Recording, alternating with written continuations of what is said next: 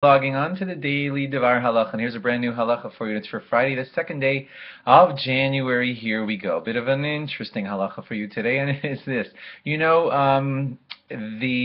Some toilets have this little bar of soap or something with some coloring and some nice smell and soap in it that, every time you flush, the water rushes over that thing and brings like a blue color to the water, a nice smell, cleans it every single time, and that's a lovely thing. The question is, if you got one of those inside of your toilet on Shabbos, would you be allowed to flush that toilet in your house on Shabbos? So the thing is that it probably, according to most poskim, would be an issue of dyeing, as in coloring, because every time that you flush, you're causing the water to go that blue color or whatever color they made it, and you're not supposed to dye those colors. So best case scenario is, if you do have that in your toilet, is to try to remove it before Shabbos, because each flush, according to some rabbis, would be like dyeing the color. Not all agree. But according to those who do feel that it's that way, you could be in violation of dyeing the color of your water every time you flush on Shabbos, and that's one of the 39 malachos we don't do, is dye things into colors. So if at all possible, you should take it out. Now, of course, we're going to have to get to the next part of the question, which is, what if no one took care of that, or you're just in a house and you're suddenly seeing it? What do you do now?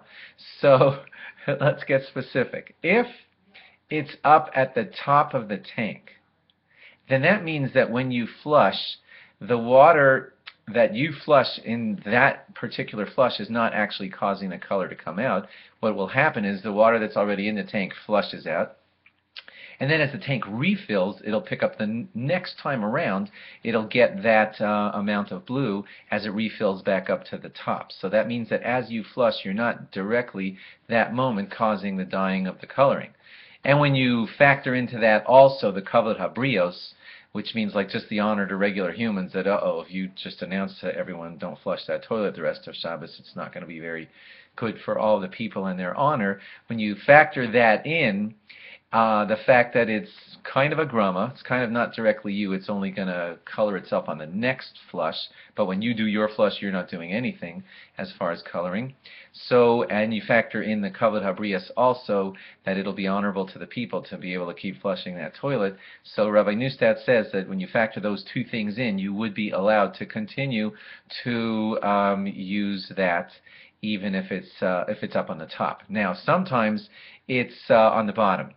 And if it's on the bottom, it's much more problematic, or it's in the actual toilet itself. So then the flush directly makes it go right onto that blue, and the blue directly dyes the water, and it's hard to call that grama because you're flushing and you're coloring the water instantly with your flush. So in situations like that, it's going to be more problematic. That Tzitz Eliezer, I want you to know, might save the day here, because he says that he's not worried about the coloring of the water in this situation, and he comes to the rescue and says that you can allow it in this situation where you're desperate.